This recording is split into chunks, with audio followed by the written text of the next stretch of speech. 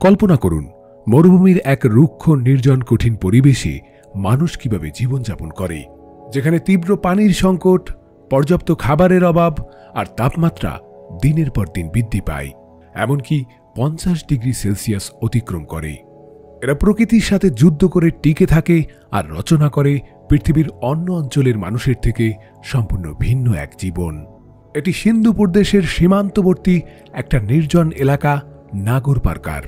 এখানে রয়েছে এক অনন্য সংস্কৃতি, ঐতিহ্য এবং জীবনযাত্রার অচেনা দৃশ্য।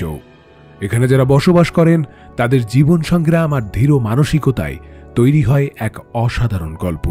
মরুভূমির এই মানুষদের দৈনন্দিন জীবন, ঐতিহ্য, পোশাক, ধর্ম এবং সংস্কৃতি সবকিছুই আপনার কাছে রোমাঞ্চকর মনে হবে। এদের জীবন আমাদের থেকে সব দিক দিয়ে ব্যতিক্রম এবং কঠিন চ্যালেঞ্জের মুখোমুখি হয়। প্রিয় ভিউয়ার্স, আজকের পর্বে জানব নগর পার্কারের এই মানুষদের রহস্যময় জীবন সম্পর্কে। ভিডিওটি শুরু করার আগে অনুরোধ করব, এখনও চ্যানেলটি সাবস্ক্রাইব না করে থাকলে এখনই সাবস্ক্রাইব করুন। তো চলুন শুরু করা যাক।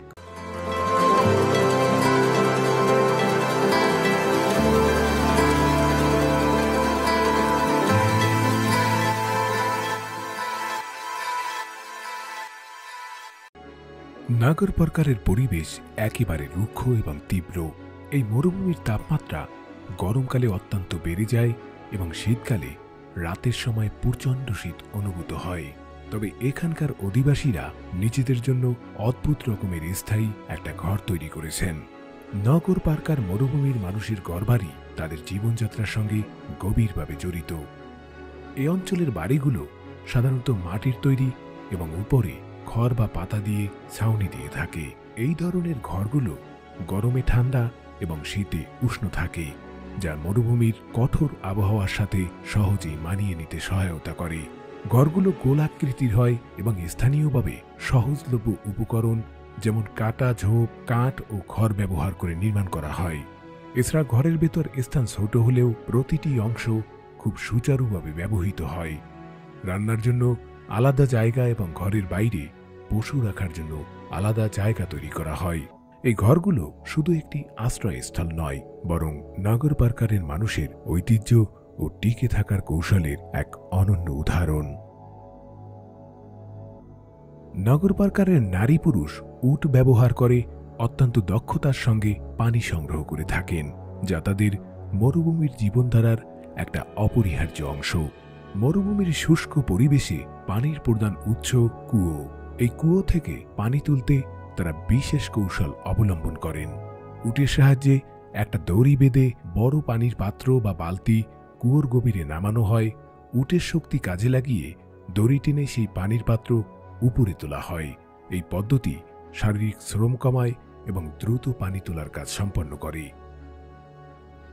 পুরুষরা সাধারণত উট নিয়ন্ত্রণ করেন আর নারীরা পানির পাত্র পূর্ণ করে পরিবারের জন্য নিয়ে যায়।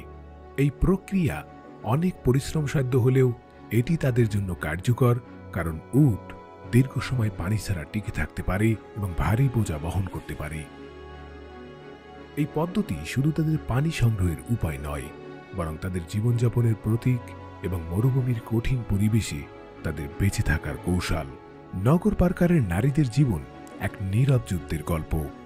প্রতিদিন সকালে সূর্য উঠতেই তারা কূপ থেকে পানি আনার জন্য বের হয়। পিপে ভর্তি পানি নিয়ে তারা একে অপরকে সাহায্য করে।